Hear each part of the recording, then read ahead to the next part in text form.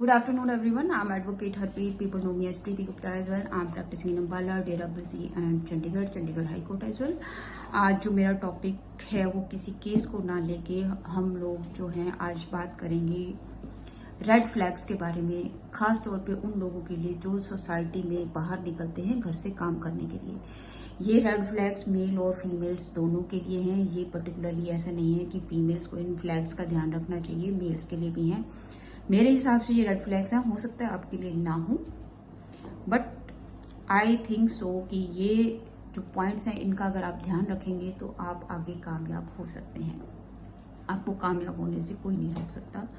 First है कि अगर कोई आपसे स्पेस लेता है, जैसे कि मैं बैठी हूँ और खड़ी हूँ या कह लीजिए, तो आपसे कोई ऐसे पीछे होता है, एक स्टेप पीछे लेता है, तो आप समझ जाइए कि ये पर्सन आपसे दूरी बनाना चाहता है, ये आपके साथ कोई लिंक नहीं रखना चाहता। Second point, no response of your phone calls and your messages. ये सबसे बड़ा रेड फ्लैग है कि सामने वाला पर्सन आपको बिल्कुल पसंद नहीं करता है, ना वो आपसे बात करना चाहता है, ना वो आपके साथ मैसेज में कोई बात करना चाहता है। नेक्स्ट है कि जब आप उनसे बातचीत करते हैं, आपसे उनसे मिलते हैं, पर्सनली जाके मिलते हैं और बोलते हैं कि मैंने कॉल की थी या मैंने ये किया था वो किया था, तो ही और she will give you so many excuses. मैं यहाँ बिजी था, या मैं वहां चली गई थी, मैं ऐसे कर रही थी, वैसे कर रही थी, लाइक दैट। अगर जो नेक्स्ट फ्लैग है वो है कि वो आपको इंसल्ट कर सकते हैं, आपके ऊपर जोक क्रैक कर सकते हैं इन फ्रंट ऑफ अदर्स। ये एक होता है कि हम दो दोस्त बैठे हैं और हम आपस में बातचीत कर रहे हैं और एक दूसरे की मजाक कर रहे हैं, that is a different thing. लेकिन अगर आपके साथ जो ये जोक्स है वो इन फ्रंट ऑफ अदर्स किया जाता है, खास तौर पे अगर वहां पे छोटे तबके के, ये कह लीजिए कि वहां उनके एम्प्लॉयज भी बैठे हुए हैं, तो जोक्स क्रैक किए जाते हैं और वो तो खुद तो हंसता ही हंसता है, लेकिन उनके वो एम्प्लॉयज भी साथ में हंसते हैं और बाद में तो ओहो यार हम तो मजाक कर रहे थे। तो ये एक रेड फ्लैग है कि वो लोग आपको कुछ नहीं समझते, ठीक है। नेक्स्ट है कि वो आपके प्रोफेशन की भी इंसल्ट कर सकते हैं। हो सकता है वो खुद भी उस प्रोफेशन में हो, चाहे वो मेल है चाहे वो फीमेल है, वो खुद भी उस प्रोफेशन में हो। वो आपको कह सकते हैं कि ये प्रोफेशन आपके लिए नहीं है। हो सकता है उनकी फैमिली, अगर आप फीमेल हैं तो आपको कहें कि ये प्रोफेशन आपके लिए नहीं है, लेकिन उनकी अपनी फैमिली में लोग इसी प्रोफेशन में हो। अगर आप मेल हैं तो भी आपको ये बोल सकते हैं नहीं नहीं तुझे ये काम छोड़कर वो कर लेना चाहिए यार, तू कहाँ यहाँ फंसा हुआ है। तो इस ढंग से आप सोचिए कि ये भी एक रेड फ्लैग है कि वो लोग नहीं चाहते हैं कि आप उनके सामने स्टैंड हो, उनके सामने कामयाब हो, आप अच्छा काम करें।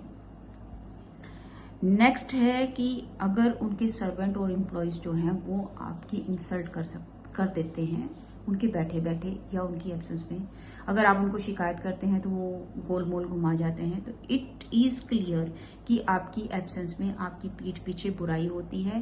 तभी एक एम्प्लॉय की हिम्मत बढ़ती है कि वो आपकी इंसल्ट कर सके, क्योंकि आपने नॉर्मली देखा होगा कि जब हम किसी के पास जॉब करते हैं या काम करते हैं तो हमारी हिम्मत नहीं होती उस पर्सन के साथ बदतमीजी करने की जिसका मालिक के साथ बहुत अच्छा रिलेशन है, बहुत ही अच्छा। हम उसको आंख उठा के तक नहीं दे सकते।